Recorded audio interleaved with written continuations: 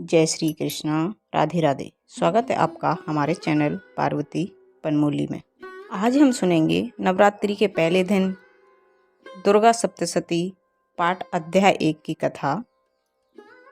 तो आइए सुनते हैं। सबसे पहले माता रानी का जयकारा लगाइए। माता दुर्गा की जय हो, माता भवानी की जय हो, माता शेरावाली की जय हो। याद रखें, दुर्गा सप्तशती का पाठ करने से पहले श्री दुर्गा सप्तशती की पुस्तक को साफ स्थान पर लाल कपड़ा बिछाकर रखें। इस दौरान ध्यान रहे कि जिस स्थान पर पुस्तक रखी है उसे शुद्ध कर लें। उसके बाद कुमकुम, चावल और पुष्प से पूजन करें। इसके बाद अपने माथे पर रोली लगाकर पूर्व विमुख होकर तत्व शुद्धि के लिए 4 बार आचमन करें। इसके बाद ओम ऐं ईं क्लीं चामुंडाय विच्चे का पाठ जरूर करना चाहिए। पाठ करने के बाद माँ दुर्गा से क्षमा जरूर मांगें। अगर दुर्गा सप्तशती का पाठ संस्कृत में नहीं कर पा रहे आप तो कोई चिंता की बात नहीं है, आप हिंदी में ही सरलता से इसका पाठ कर सकते हैं। अगर आप पाठ भी नहीं कर पा रहे हैं बैठकर तो आप दुर्गा सप्तशती का पाठ वीडियो के माध्यम से भी सुन सकते हैं। नवरात्रि के पहले दिन दुर्गा सप्तशती पाठ की शुरुआत करनी चाहिए। पाठ करते समय लाल रंग का वस्त्र धारण करें। पाठ के दौरान किसी से भी बातचीत न करें। पाठ करते समय सफाई का विशेष ध्यान रखें। पाठ के दौरान ब्रह्मचर्य का पालन करें। तो आइए सुनते हैं। दुर्गा सप्तशती का नव दुर्गा में पाठ करना बेहद शुभ और अत्यंत फलकारी माना जाता है। आइए सुनते हैं पहले अध्याय की कथा। वेदा ऋषि का राजा सुरत और समाधि को देवी की महिमा बताते हुए मधु कैटव वध का प्रसंग। तो आइए सुनते हैं। महर्षि मार्कंड बोले, सूर्य के पुत्र सावर्णी की उत्पत्ति की कथा विस्तार पूर्वक कहता हूँ, उसे ध्यान पूर्वक सुनो। सावर्णी महामाया की कृपा से जिस प्रकार मवंतर के स्वामी हुए उसका भी हाल सुनो। पहले स्वरारोचिस नामक राज्य था। वह प्रजा को अपने पुत्र के समान मानते थे, तो भी कौला विध्वंसी राजा उनके शत्रु बन गए। दुष्टों को दंड देने वाले राजा सुरत की उनके साथ लड़ाई हुई। कौला विध्वंसियों की संख्या में कम होने पर भी राजा सुरत युद्ध में उनसे हार गए। तब वह अपने नगर में आ गए। केवल अपने देश का राज्य ही उनके पास रह गया और वह उसी देश के राजा होकर राज्य करने लगे। किंतु उनके शत्रुओं ने उन पर वहां आक्रमण किया। राजा को बलहीन देखकर उसके दुष्ट मंत्रियों ने राजा की सेना और खजाना अपने अधिकार में कर लिया। राजा सुरत अपने राज्य अधिकार को हारकर शिकार खेलने के बहाने घोड़े पर सवार होकर वहां से एक भयंकर वन की ओर चल दिए। उस वन में राजा ने महर्षि मेधा का आश्रम देखा। वहां मेधा महर्षि अपने शिष्यों तथा मुनियों से सुशोभित बैठे हुए थे। वहां कितने ही हिंसक जीव परम शांति भाव से रहते थे। राजा सुरत ने महर्षि मेधा को प्रणाम किया और महर्षि ने भी उनका उचित सत्कार किया। राजा सुरत महर्षि के आश्रम में कुछ समय तक ठहरे रहे। अपने नगर की ममता के आकर्षण से राजा अपने मन में सोचने लगे, पूर्व काल में पूर्वजों ने जिस नगर का पालन किया था वह आज मेरे हाथ से निकल गया। मेरे दुष्ट एवं दुरात्मा मंत्री मेरे नगर की अब धर्म से रक्षा कर रहे होंगे या नहीं। मेरा प्रधान हाथी जो कि सदा मद की वर्षा करने वाला और शूरवीर था, मेरे शत्रुओं के बस में होकर रह जाने से क्या क्या दुख भोग रहा होगा। मेरे आज्ञाकारी नौकर जो मेरी कृपा से धन और भोजन पाने से सदैव सुखी रहते थे और मेरे पीछे पीछे चलते थे, वह अब निश्चय ही दुष्ट राजाओं का अनुसरण करते होंगे तथा मेरे दुष्ट एवं दुरात्मा मंत्रियों द्वारा व्यर्थ ही धन को व्यय करने से संचित किया हुआ मेरा खजाना एक दिन अवश्य खाली हो जाएगा। इस प्रकार की बहुत सी बातें सोचता हुआ राजा निरंतर दुखी रहने लगा। एक दिन राजा सुरत ने महर्षि मेधा के आश्रम के निकट एक वैश्य को देखा। राजा ने उससे पूछा, भाई तुम कौन हो? यहाँ तुम्हारे आने का क्या कारण है और तुम मुझे शोकग्रस्त अनमने से दिखाई देते हो, इसका क्या कारण है? राजा के यह नम्र वचन सुन वैश्य ने महाराज सुरत को प्रणाम करके कहा, राजन, मेरा नाम समाधि है।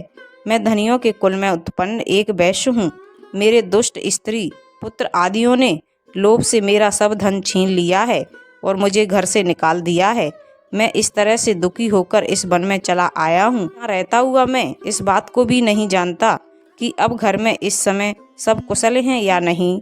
यहाँ मैं अपने परिवार का आचरण संबंधी कोई समाचार भी नहीं पा सकता कि वह घर में समय कुशल पूर्वक है या नहीं। मैं अपने पुत्रों के संबंध में यह भी नहीं जानता कि वह सदाचारी हैं या दुराचारी।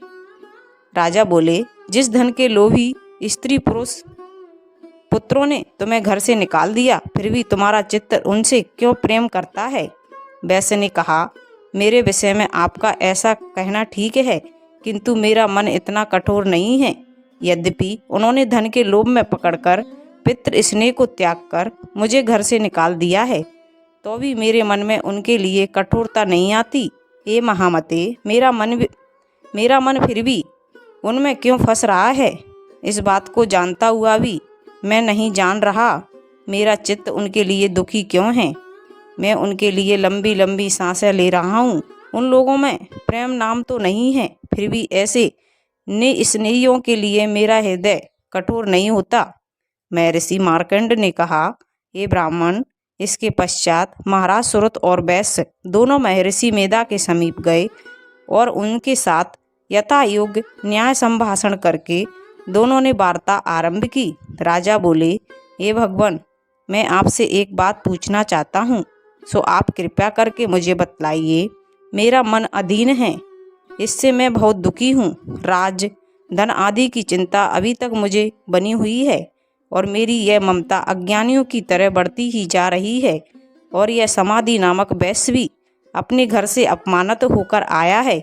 इसके स्वजनों ने भी इसे त्याग दिया है। परिवारजनों के त्यागा हुआ भी यह उनसे प्रेम रखता है। इस तरह हम दोनों ही दुखी हैं। ये महाभाग, उन लोगों के अवगुणों को देखकर भी हम दोनों के मन में उनके लिए ममता जनित आकर्षण उत्पन्न हो रहा है। हमारे ज्ञान रहते हुए भी ऐसा क्यों है? अज्ञानी मनुष्य की तरह हम दोनों में यह मूर्खता क्यों है? महर्षि मेधा ने कहा, विषम मार्ग का ज्ञान सब जंतुओं को है। के लिए विषय अलग अलग होते हैं। कुछ प्राणी दिन में नहीं देखते और कुछ रात को, परंतु कई जीव ऐसे हैं जो दिन रात दोनों में देख सकते हैं। यह सत्य है कि मनुष्यों में ज्ञान प्रधान है, किंतु केवल मनुष्य ही ज्ञानी नहीं होता। पशु पक्षी आदि ज्ञान रखते हैं। जैसे यह पशु पक्षी ज्ञानी हैं, वैसे ही मनुष्यों का ज्ञान है, और जो ज्ञान मनुष्यों में है वैसे ही पशु पक्षियों में है। इसलिए अन्य बातें भी दोनों में एक जैसी पाई जाती हैं। ज्ञान होने पर भी इन पक्षियों की ओर देखो कि अपने भूख से पीड़ित बच्चों की चोंच में कितने प्रेम से अन्न के दाने डाल रहे हैं। हे राजन, ऐसा ही प्रेम मनुष्यों में अपनी संतान के प्रति भी पाया जाता है। लोभ के कारण अपने उपकार का बदला पाने के लिए मनुष्य पुत्रों की इच्छा करते हैं और इस प्रकार मोह के गड्ढे में गिर जाते हैं। भगवान श्री हरि की जो माया है, उसी से यह संसार मोहित हो रहा है। इसमें आश्चर्य की कोई बात नहीं है, क्योंकि वह भगवान विष्णु की योग निद्रा है। यह माया ही तो है जिसके कारण संसार मोह में जकड़ा हुआ है। यही महामाया भगवती देवी ज्ञानियों के चित्त को बलपूर्वक खींचकर मोह में डाल देती है और उसी के द्वारा संपूर्ण जगत की उत्पत्ति होती है। यही भगवती देवी प्रसन्न होकर मनुष्य को मुक्ति प्रदान करती है। यही संसार के बंधन का कारण है तथा संपूर्ण ईश्वर की स्वामिनी है।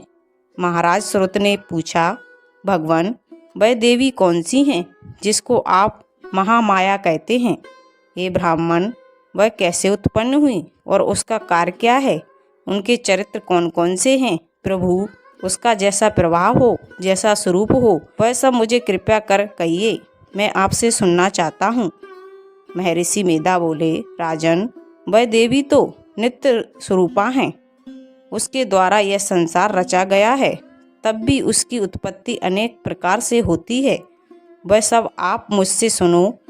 वह देवताओं का कार्य सिद्ध करने के लिए प्रकट होती हैं। उस समय वह उत्पन्न हुई कहलाती हैं। संसार को जल में करके जब भगवान विष्णु योग निद्रा का आश्रय लेकर शेष सैया पर सो रहे थे, तब मधु कैटभ नाम के 2 असुर उनके कानों के मैल से प्रकट हुए और वह श्री ब्रह्मा जी को मारने के लिए तैयार हो गए। श्री ब्रह्मा जी ने जब उन दोनों को अपनी ओर आते देखा और यह भी देखा कि भगवान विष्णु योग निद्रा का आश्रय लेकर सो रहे हैं, तो वह उस समय श्री भगवान को जगाने के लिए उनके नेत्रों में निवास करने वाली योग निद्रा की स्तुति करने लगे। श्री ब्रह्मा जी ने कहा, हे देवी, तुम ही स्वाहा, तुम ही स्वधा, तुम ही वष्टकार हो और तुम ही वष्टकार हो। स्वर भी तुम्हारा ही स्वरूप है, तुम ही जीवन देने वाली सुधा हो। नित्य अक्षर परिणाम में आकार, उकार, मकार, इन तीनों में माताओं के रूप में तुम ही स्थित हो। इनके अतिरिक्त जो बिंदपत अर्ध मात्रा है, जिसका कि विशेष रूप से उच्चारण नहीं किया जाता, हे देवी, वह भी तुम ही हो। हे देवी, संध्या, सावित्री तथा परम जननी तुम ही हो। तुम इस विश्व को धारण करने वाली हो।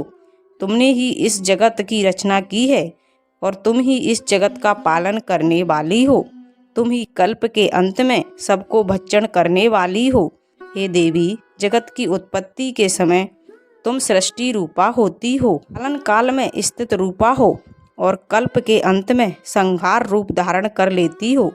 तुम ही महाविद्या, महामाया, महामेधा, महारात्रि और मोहरात्रि हो।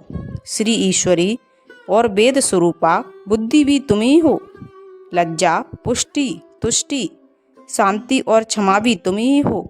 तुम खड़ग धारणी, शूल धारणी, घोर रूपा तथा गदा, चक्र, शंख और धनुष को धारण करने वाली हो। बाण, भुसुंडी और परिघ यह भी तुम्हारे ही अस्त्र हैं। तुम सौम्य और सौम्यंतर हो। यह ही नहीं बल्कि जितना भी सौम्य तथा सुंदर वस्तुएं इस संसार में हैं, उन सबसे बढ़कर सुंदर तुम हो। पर और अपर, सबसे पर रहने वाली सुंदर तुम ही हो। ये सर्वस्वरूपी देवी, जो भी असत पदार्थ हैं और उनमें जो शक्ति है, वह तुम ही हो। ऐसी अवस्था में भला तुम्हारी स्तुति कौन कर सकता है। इस संसार की सृष्टि, पालन और संहार करने वाले जो भगवान हैं, उनको भी जब तुमने निद्रा की वशीभूत कर दिया है, तो फिर तुम्हारी स्तुति कौन कर सकता है। मुझे भगवान विष्णु तथा भगवान शंकर को शरीर धारण कराने वाली तुम ही हो। तुम्हारी स्तुति करने की शक्ति किसमें है। हे देवी, तुम तो अपने इन उदार प्रभावों के कारण ही प्रशंसनीय हो। मधु और कैटभ जो भयंकर असुर हैं, उन्हें मुंह में डाल दो और श्री हरि भगवान विष्णु को भी जल्दी जगा दो और उनमें इनको मार डालने की बुद्धि भी उत्पन्न कर दो।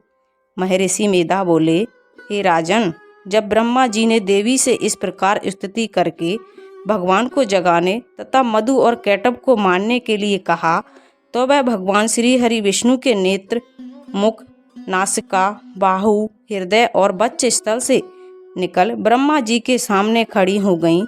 उनका ऐसा करना था कि श्री हरि तुरंत जाग उठें और दोनों असुरों को देखें, जो कि अत्यंत बलवान